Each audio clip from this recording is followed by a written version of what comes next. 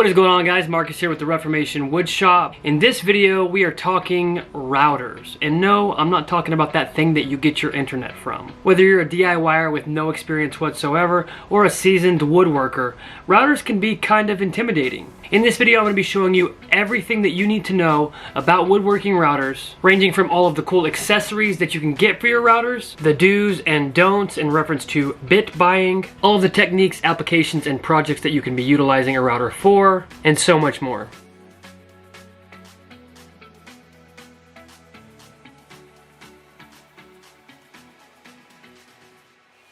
There are three main router types, and that's a compact or a trim router like this, and this is just used for really lightweight type work. A fixed base router, it's a little bit more heavy duty. It's used for a little bit more precision and jobs that might require a lot more stability. And then finally, for the most power and stability and accuracy on your job, this is a plunge router. It is a big, beefy Goliath, and this guy is made for basically perfection. Let's talk about the anatomy of a router. The first thing you got on most routers is the depth adjustment gauge. This can be removable depending on if you're using a compact trim style router or a fixed based router. After that, you've got your motor, which is housed inside of this cylindrical body. Then if you look really closely here, you've got your spindle and your collet. The collet holds the router bit in there, and the spindle is what spins. And speaking of that collet, there are several different sizes, so make sure that if you buy a router, you know what size your collet is, because if you buy the wrong bits, they will not be compatible. All routers are going to have an on and off switch, and depending on the type of router you have, it might have a speed adjustment switch as well. And the last component to your router is going to be your base, some of which are removable and some of which have handles. The first bit of accessories we're going to talk about is, well, bits. If you have the right router bit, you can take a job all the way up from a DIY nightmare to a fine craftsman's dream. For the sake of time, I'm not going to go over every single router bit in existence, but I will tell you the brands that I like to use that are quality and some of the things that the router bits that I buy do. This is a CMT flush trim bit. Where you'll most likely be using a flush cut bit is in templating, or making sure that two parts are identical to each other. In cabinet making, when you put a face frame on a base, sometimes because wood is irregular and misshapen, that frame will hang over that face, and instead of sanding it, you can take your router, take a flush trim bit, and run it all the way down the side, and it will make for a supreme, beautiful finish. Another bit I use pretty often is a rabbiting bit. This guy is the rabbiting bit from CMT as well, and it's perfect for hogging away material if you're doing any kind of inlays or inset panels for doors or drawers or anything like that. This is the Irwin keyhole bit. It's made specifically to plunge a hole in the back of, like, say, a picture frame, and it acts as hanging hardware, which is actually pretty nice. With routers, you'll also be using plunge bits pretty often. This is a 1/4 inch plunge bit. It is specifically designed to dig deep into wood and hog material away. If you're doing any kind of inlays or anything like that, if you've drawn something down on wood that you need a rough cut out, this is the perfect bit for you. The granddaddy of them all, the chamfer bit. This is the detail bit that everyone uses for every cutting board that you've ever seen. If you have a nice tabletop or anything that needs a little bit of an extra design to make it look top notch, chamfer that baby. Put that on a t-shirt, honestly, chamfer it. And I said all of that about the chamfer bit, but probably the most used bit of all time would be the round over. This is the bit that everyone is going to be using for almost every project they ever do, ever. If you're ever scrolling the internet and you stumble across a listing for yellow bits like these, don't buy them. I know price is a factor in all of this, but I promise you they're not very good quality. They're not going to cut great, and the bearings explode. Almost every time, every bit that I've ever found from a cheap listing on Amazon or something like that, not great bits. What are people even using routers for? Routers are perfect for decorative edge profiling, inlays, lettering, even woodworking joinery.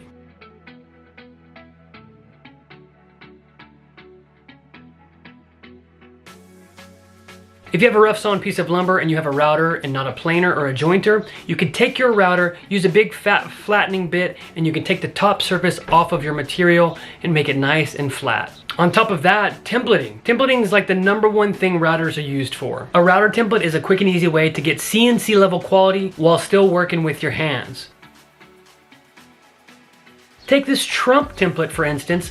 If you want to trigger everybody on your YouTube feed and in your Facebook marketplace, take the template, lay it down, take your router, use your flush cut bit, make it look nice and beautiful. And then if you're trying to market it to conservatives, write the next president of the United States all over it or something like that. And if you're trying to market it to liberals, write the worst president that ever existed on the planet. That's how you make money. Play both sides, because Anybody who has a favorite politician is a dumbo anyway. In the past, I've made templates for myself, but I am above that now. I have people working for me at craftedelements.com. Just kidding. In all reality, Crafted Elements is awesome, and they gave me a bunch of these templates. I got this 8-pack of serving board handles that are perfect for all kinds of different designs because not every design is right for everyone. Obviously, I got this Donald Trump charcuterie template, this chicken-shaped serving board template, which is great because I live around a ton of people who do farm fresh eggs. Also, being in the great state of Texas and being one of the most patriotic states on this planet, I had to get the Texas shaped cutting board template. And just for comparison, these are some templates I made myself a long time ago. There's a video covering that. You can tell they're not perfectly even. They're nice, I used them and they served me well, but having these machine cut ones from Crafted Elements makes all of my routing endeavors next level and makes my finished projects way better. Sorry to interrupt the middle of this video, but if I said this at the end, you might have already moved on to some other better woodworker somewhere else. We have a goal on this channel to reach 50K subscribers by the end of the year. That's gonna be a ton of work, and if I get there, I'm gonna make 50 mallets to give away to 50 of my subscribers. So if you wanna stick around, hit that subscribe button and help support the channel, you might could be one of those lucky 50 people that win a woodworker's mallet. Now that we've gone over what a router is, what types of routers there are, let's talk about all of the accessories that you can get to make routering easier and more enjoyable. Outside of bits, there are a ton of items that you can attach directly to your router that get lots of jobs done for you. Some of the accessories that you can get are just basic add-ons that you can buy with these guys. This is my Makita. It comes with this base on it, but when I got it, I ordered this bigger, more stable base that takes it from a compact trim router to a plunge router like that.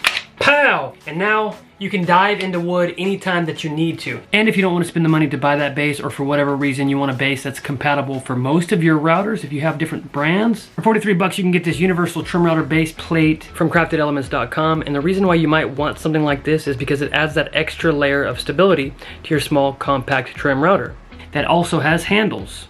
It's compatible with almost every router that you can think of, so much so that I can't even list them all because there's too many. One of the standard accessories that comes with the router is this edge guide. Once you attach it, all you have to do is run it up along the side of your piece, and it makes it so that you can run your router in a straight line all the way down. If you're a fan of the Harbor Freight series, you know where these guys came from. You know everything about them. These are router bushings. They attach directly to the base of your router. They make it so that any bit that you put in here now has a guide, and now you can do templating work all day long with several different bits. Sometimes router accessories can be huge items, like my router lift. I did a whole video implanting this guy into my table saw wing, and it has made my life much easier. You can get a lift for a table like this, or you can get an entire router table that makes a dedicated space for your router to live and creates an entire area for you to work specifically with your router. Having your router stationary and in one place can make life super easy. Let's talk about router calibration. One of the accessories that you can use for that are these Craig setup bars. If you happen to need 1/8 inch depth setup on your router, all you have to do is set that bar there, lift your router bit up till it touches that bar. So if you're plunging something that has to be precise and perfect, the router is what you need to use, and these setup bars will get you there. And speaking of Craig, if you often do rounded corners on your tabletops, this is the Craig roundover jig. This roundover jig comes with 1/4 inch, inch, 1/2 inch, and 1.5 inch roundover templates. Having a jig like this makes doing batch work effortless. All you have to do is throw this jig on top of whatever it is you're trying to do the roundover on. It has these 4 little knobs that holds itself in place on your project. Bring your router to it or take it to your router table and get to work. It's that simple. Having something with detachable parts like this makes it so that you don't need a whole bunch of acrylic templates, which is pretty nice. Now we're gonna be moving on to jigs, and I'm classifying jigs as different than accessories because jigs mostly help you get a particular cut from your router, like circles. Although in one of my last videos you saw me using a plank of wood to cut out a couple of arches and ultimately make a rainbow. There are several jigs that come with a bunch of parts and pieces made specifically to cut circles. But I find the fastest and easiest way is to just measure center on the wood that you need to cut into a circle, screw a board to your router, and then drive a screw directly into that mark you made for center, turn the router on, spin that bad boy around, make a couple passes on your square, and that thing will go from a square into a circle. And that, my friends, is how you make a circle. Again, another item from Crafted Elements. This is the juice groove jig. If you solely make cutting boards and that's all you do all day long, this jig is perfect for you. It makes it so that you can use your router to cut a juice groove in any sized cutting board that you can think of, from small to big. Sure, you can use some scrap wood to build your own juice groove jig, but this guy is universal. It is made for almost every single cutting board size that you can possibly make, meaning you don't have to pull out scrap wood every time you want to do it. So at this point, you're probably thinking, man, I gotta pay for every little jig that exists. No, there are tons of jigs you can make, like this simple little guy right here. This is what I call a flattening jig or a jointing jig because that's what it does. If you happen to have a little high spot in a project that you're working on, you can take a flat piece of wood, attach it directly to your router base. This edge of the wood right here acts as the leveling surface, and then you can raise and lower your bit as needed to come in and hit that high spot dead on. The magic with this guy is just making sure that there's a big open space up here so that any uneven surfaces can come right up to your router bit, and this can remain flat on your flat surface and it'll act as a level to your bit. Another quick and easy jig that only requires a few parts to make is a dadoing jig. All you have to do is take two boards, connect them to each other with the exact opening space that you'd like routed into a board. Put one of your guide bearings on your router, strap this onto the piece of material that you want to cut, and just hog that material away. That way you can come in and make a nice clean dado joint. And if your bit happens to be a little small and you need about an 1/8 inch extra, you just move it over an 1/8 and you can measure that portion right there, because you know that's where your router bit's gonna go through. There's about a 1/16 or an 1/8 there. We're gonna make another pass and see if it fits. There are literally hundreds of ways to get this cut from multiple different tools, and this is just another one. This is the dadoing jig with your router. Obviously I didn't go too deep there because who cares? I'm just showing you this for the explanation, but you can make a really, really solid joint using a router and a jig like that. All right, let's talk money. You can get the battery powered version of this trim router for about 129 bucks, and for the same thing but corded, $150. After using both the battery powered and the corded, I wish I would have just invested in the battery powered from the very beginning. Battery is better. For a fixed base router like this guy, you can find that on Amazon for $150. I'm not sure that they sell this guy anymore, but you can get the new and updated version of this for $372. And this guy will cover every need that you have, except it's pretty heavy. So if you're trying to do a quick little chamfer job on a cutting board, this is not the one you want to be using. Because the router is a specialty tool, I wouldn't spend a whole bunch of money right off the bat. You do not need a Festool router to get the job done. Feel free to grab one of these low-end routers until you're extremely comfortable and until you're good enough to start making money back with your tool. Before we go, we need to talk about safety. I would hate to light you on fire, get you super excited about routers, have you filling up your shopping cart right now and not knowing anything about how to keep yourself safe from this guy blowing your finger off.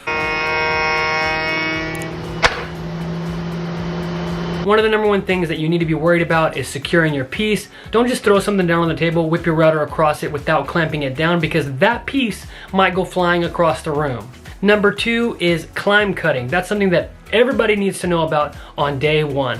The bit spins in a specific direction, and if you go opposite of that direction, opposite of the cut, the router will spin out of your hands, or it'll destroy your piece and run rampant all the way across your wood. Go against the cut. If the blade is spinning this way, which normally it is, you go that way so that the cut goes with the grain of the wood and not against it, climbing away. #3, clean your bits and your collet. Your bits can easily get grimed up. If you take the time to take them out, clean off the shank and the actual blades of your bit, your cuts will be way cleaner all the time. And inside the collet where your router bit is held, it can get dusty and gummed up too as well from all the residue and stuff that you cut up. Clean that out, get the dust out of there. It'll hold your bit better and your bit will not slip while you're making cuts. And speaking of slippage, make sure that you tighten that bit in really, really firm, because it's a common thing that when you're working a router too hard, your bit could fall out. And if you're changing out your router bits, unplug that bad boy, take the battery out. It will save your finger's life. My last tip would be wear safety equipment. Obviously, glasses are always necessary, but for routers, a lot of times there's a lot of dust and debris in the air. So if you have some sort of full face respirator and possibly a vacuum working while you're working, that's best case scenario. You've probably noticed by now I blew out my finger. This was not a router mishap, okay? So I'm not a hypocrite. I smashed it with a piece of wood. I promise you, if you soak all of the information up that you get from this video, you'll never need to buy a CNC, because you can create a CNC-like cut and finish with all of the accessories, bits, and routers in this video. This is that time where I give you the spiel about if you appreciated this content, then subscribe, like the video, comment something nice like your hair looks nice, I appreciate the haircut, or I hope your finger gets better. I'm not gonna say any of that.